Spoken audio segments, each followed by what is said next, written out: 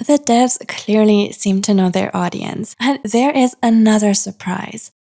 So everybody is talking about Starsand Island for a couple of good reasons. And we got some hot tea to spill, especially now with the first public demo going live. We finally get to see what potential this cute anime-inspired game might have in store for us. So in this video, I'm gonna tell you all you need to know about the game and also what new stuff we get and how the current demo is like. First, let's dive into the world. Starsand Island is a subtropical paradise. Locals live by ancient traditions of harmony with nature and the ocean, earning its name the Star in the Sea. A local legend says if you make a wish upon a piece of star sand, your wish will come true. And now we, the protagonist, finally return to the idyllic Starsand Island after having spent our childhood here. The island is vast. Of course, it is star-shaped, and it is said to be full of mystery and wonder. Exploration is going to be a big core element of the game, and we are actively encouraged to go out of our way to discover secrets and interact with the world. One way to do this is to explore mossy ruins where ancient stone guardians will test our skills. But even by the beach or in the center of the town, you can find treasures and shiny little spots in the world, and these are just some of the things we get to discover. There are plenty of vehicles already placed in the world, and we can register them on our phones to rent them anytime. I love that we have motorcycles, skateboards, and even speedboats and airplanes. They don't just make traveling practical and faster, they make it a fun experience. There are 5 professions to master. The professions are farming, ranching, crafting, fishing, and exploring. Each one of them has a specific mentor who trains you, which I think is a really neat idea. And there is also a main quest line for each, as well as a skill tree, which should make each activity feel more efficient and satisfying. The devs really emphasize that they want to make every interaction count, and even doing nothing is supposed to feel fulfilling. It is all about finding joy in nature and the small things in life. The devs state it is meant to be Ghibli inspired, and I know we all love all things anime and Japan on this channel, so this game definitely passes the vibe check. There is also ambient sounds, varied weather, soft glowing lights, and lanterns at night, and a photo mode to capture all your memories. If you're in love with that, like me, do consider subscribing because you will definitely find like-minded gamers in our community.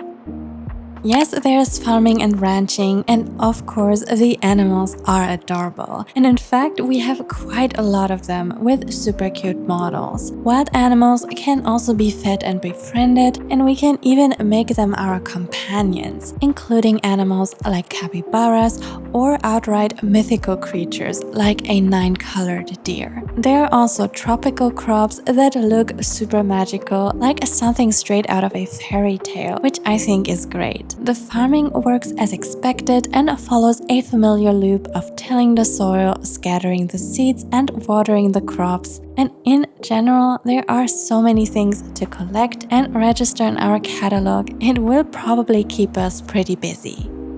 We get loads of options to make the island our home, with our very own base to customize. There is free placement and rotation, and so many cute furniture pieces to pick from. The building of the exterior might look a bit overwhelming if you're not a builder, but even for that, you've got options. There are official blueprints, which are basically pre-made layouts for your home base, and they look pretty gorgeous. So there's actually no need to build from scratch. It also seems like player-built blueprints will be a thing, which will add even more fun to the equation. We get a customizable protagonist with a feminine presenting and a more masculine presenting version. For now, the character creation in the demo is a bit more basic, but the options we do get are pretty. We get a few hair and outfit choices, eye colors, including heterochromia, and skin options. We still have to see if the full version lets us use separate pieces to separate the hairstyle from the head accessories, or if they add any more body types. And there is definitely room for improvement, but there is also hope the devs are going to keep listening to our feedback. There is an affection system representing how close we are to a character. So the closer we get to a character, the more they actively respond to us, and they will start showing us little gestures of kindness and even remember details about us. And as we level up our affection, we also unlock more ways to spend time together, be it going on dates or even moving in together at some point.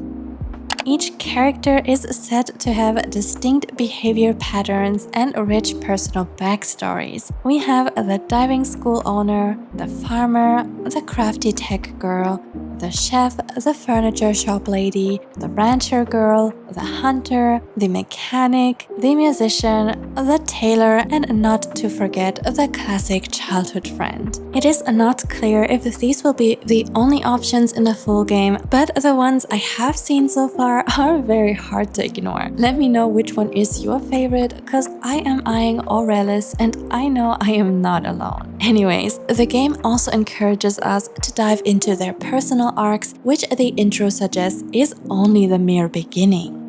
The devs clearly seem to know their audience. For fans of My Time at Portia, there is another surprise. Gust and Ginger as guest characters, arriving on Starsand Island in the full game. And even when they only revealed their silhouettes on X, everybody knew immediately. How big their roles are going to be, we have yet to see, but they appear to have their own story arcs that we can explore.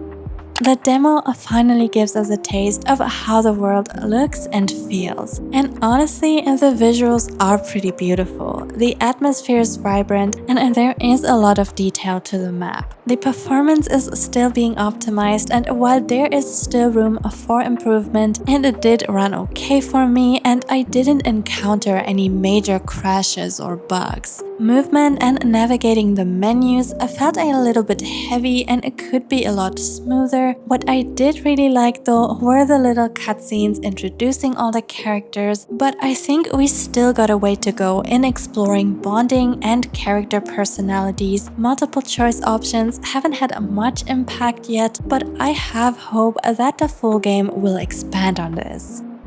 The devs have set their release date for the first quarter of 2026, which gives them more time to fully flesh out the game, and I am so ready to see it. So if you are in the same boat, feel free to subscribe, because cozy life sims are what my channel is all about. And I'd also love to know if you want to see more Starsand Island. But that's it from me. I hope you're having a wonderful day and take care. As always, my thanks goes to our lovely members: Danny, MJ, Ty, Liana, Faye, Autumn, Alex, and Katie.